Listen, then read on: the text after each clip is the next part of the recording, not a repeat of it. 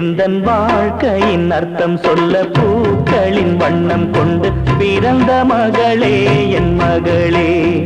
நான் வாழ்ந்தது கொஞ்சம் அந்த வாசத்தில் வந்துதித்து உயிரில் கலந்தா என் உயிரே.